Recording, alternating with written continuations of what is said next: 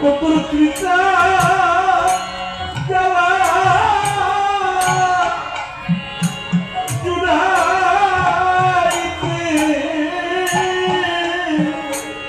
গুরু বিদেয়া বান্ধব নাই রে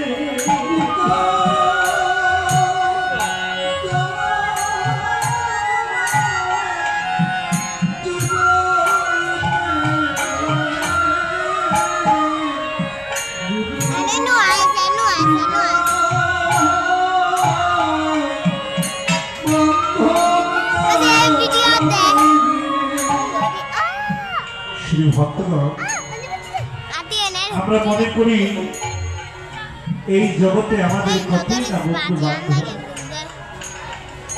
কতই না আমাদের আপনজন, কতই না আমাদের আত্মীয় স্বজন, কিন্তু পরকর্তা বলছে ভক্তগণ,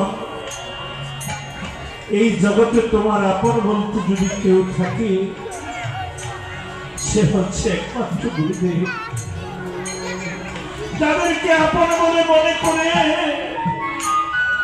তোমার জীবনের সমস্ত সময় যাদের পেছনে ব্যয় করে দিয়েছ, আসলে তারা তোমার কেউ না। যেদিন এই দেহ থেকে প্রাণ পাখি চলে যাবে সেদিন তোমাকে ওই শ্মশান ঘাটে একা রেখে সবাই আস্তে আস্তে বাড়ি চলে আসবে। সেদিন তোমার সঙ্গে আর কেউ যাবে না, কিন্তু আমার পরম প্রেমময় শ্রী গুরুদেব সেদিন আমাকে আপনাকে পার করার জন্য ওই ভবঘাটে করে নিয়ে বসে থাকবে। আমাকে আপনাকে ডেকে ডেকে বলবেন, রে বাচ্চা, তোর কোনো ভয় নেই, আমি আছি।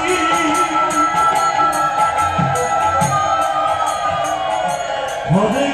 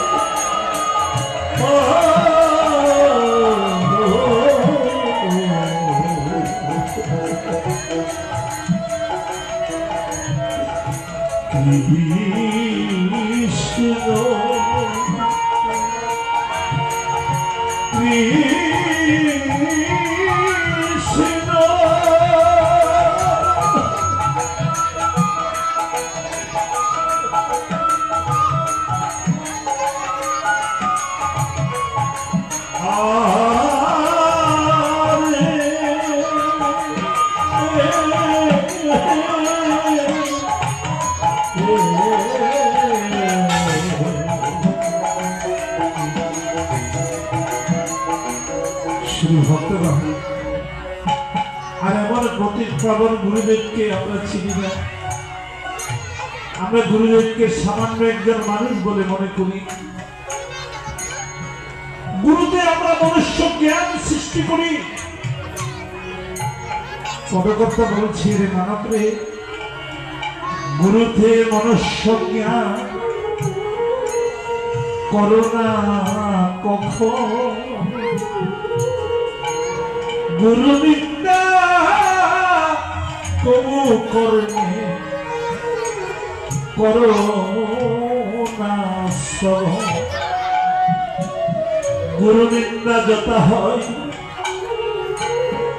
তথা না যাইবে,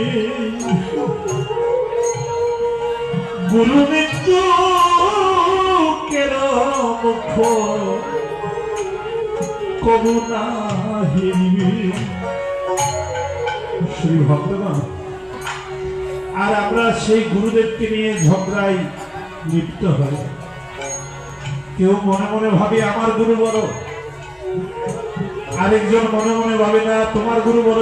কিভাবে হবে আমার গুরু বড়? আরে বাবা, গুরু রূপে যদি ভগবান এসে থাকে তাহলে সবার কাছে ভগবানের চেয়ে বড় আর কিছুই নেই। যার যার গুরু তার তার কাছে ভগবান স্বরূপ। ও মা, ভগবানকে দেখেছে? ভগবানকে দেখেননি? আমি যদি বলি আপনারা সবাই যারা যারা দীক্ষা নিয়েছেন তারা ভগবানকে দেখেছেন। ভগবান দেখতে কেমন জানেন না? যার যার গুরু যার কাছে যেমন, আমার ভগবানও দেখতে আমার কাছে তেমন। কারণ গুরু রূপ ধরে আমার ভগবান আমাকে কৃপা করার জন্য এসেছে, আর সেই ভগবানকে আমি চিনতে পারিনি।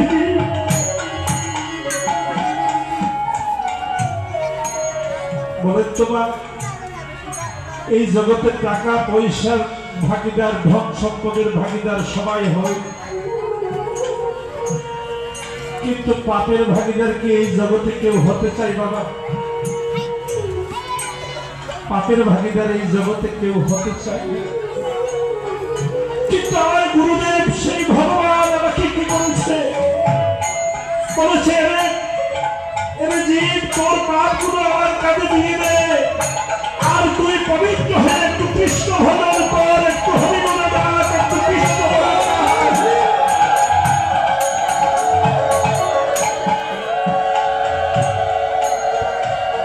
আমার পাপগুলো তার কাঁধে করে নিয়ে গিয়ে আমাকে পবিত্র করে দিয়েছে, আর আমি সেই পাপী গুরুদেবকে চিনতে পারলাম না। গুরুদেবের চরণে নিজের মন প্রাণ ভাসিয়ে দিতে পারলাম না। এই জগতে যারা গুরুদেবের নামে নিজের মন প্রাণ ভাসিয়ে দিতে পেরেছে, তার আর ভবসিন্ধু পার হওয়ার কোনো চিন্তা নেই বাবা। তাই আসুন আজকে এই শুভ রজনীতে আমরা সবাই মিলে গুরুদেবের রাতুল চরণে নিজের মন প্রাণ ভাসিয়ে দিয়ে ভবসিন্ধু পার হওয়ার চেষ্টা করি। তাই পদকর্তা বলছি, হে গুরুদেব, আমি তোমার নামে দোহাই দিয়া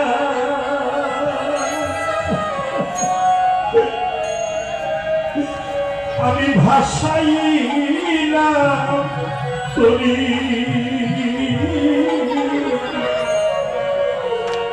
ওরে আমি যদি দুই বাগো মরি, ভবে কলঙ্ক তোমারি।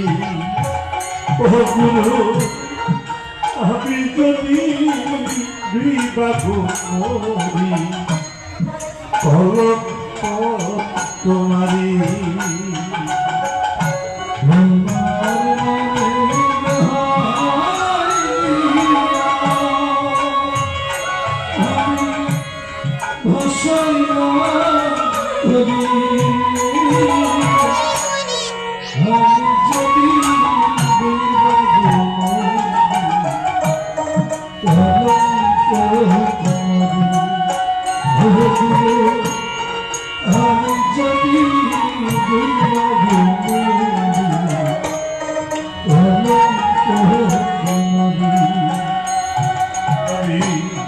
তোমার নামে দোহাই দিয়া আমি ভাসাইলাম তরি, আমি যদি দুই বাগো মরি, কলঙ্ক তোমারি। ও গুরু, আমি যদি দুই বাগো মরি, কলঙ্ক তোমারি।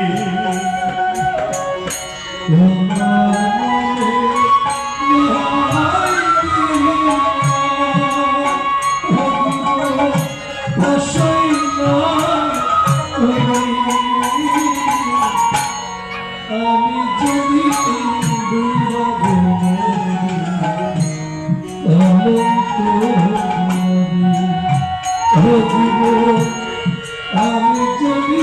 আমি যদি আমার মতো অপরাধী পাবে না এই না জগৎ ঘুরি আমি যদি তুই বাগো করি ঘন তো তোমারি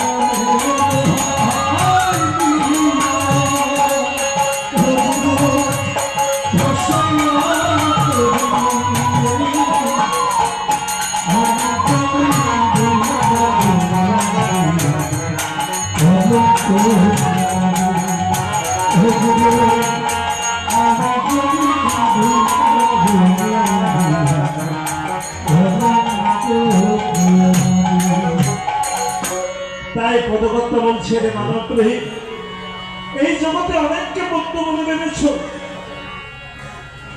সবাই স্বার্থ ফুরালে কেটে পড়বে কিন্তু যিনি প্রকৃত বান্ধব যিনি প্রকৃত আপন তাকে তুমি চিনতে পারলে না তাই পদকর্তা বলছে রে মানব রহিত চক্ষু দান দিলা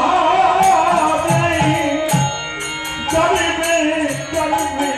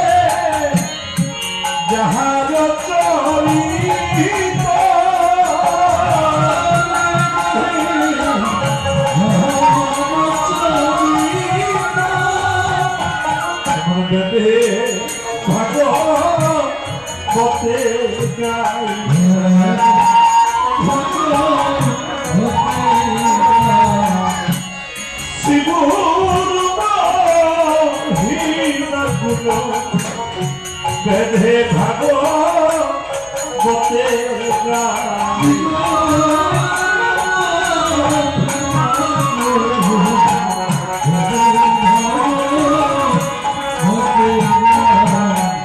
গুরু যাবে হবে কৃপা করে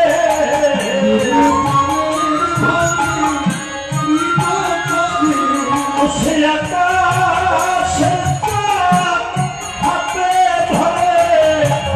গুরু যাবে হবে কৃপা করে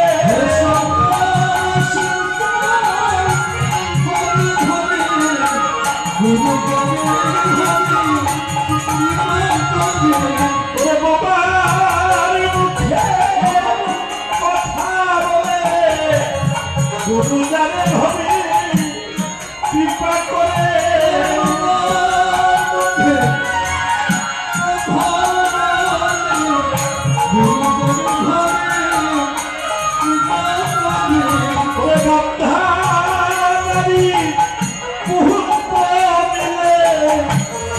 গুরু জানে হবে কৃপা করে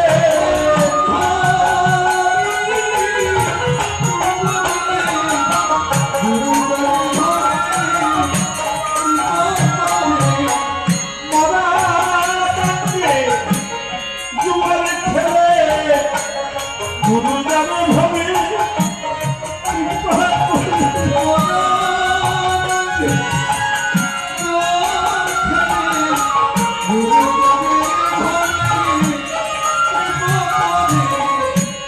শ্রী গুরু করুণা সিন্ধু ভজ নরবন্ধু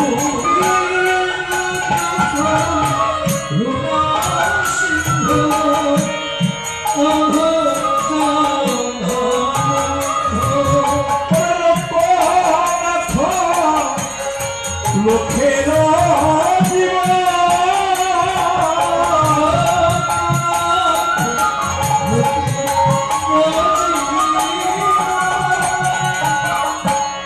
শুধু ভক্তগণ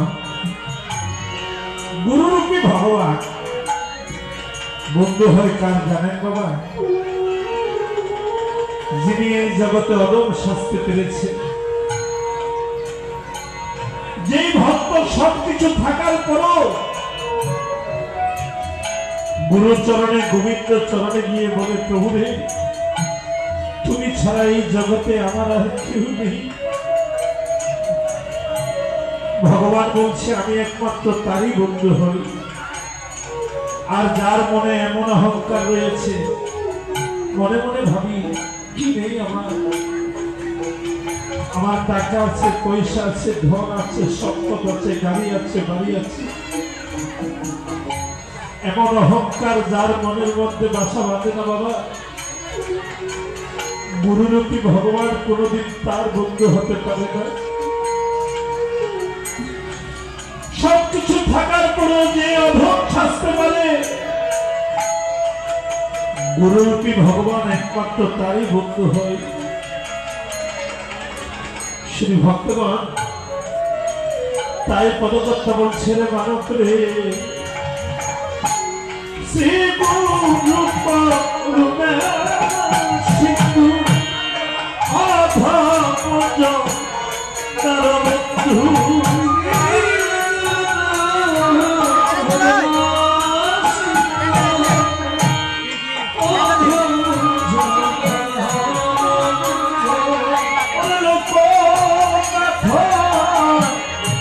লোকের জীব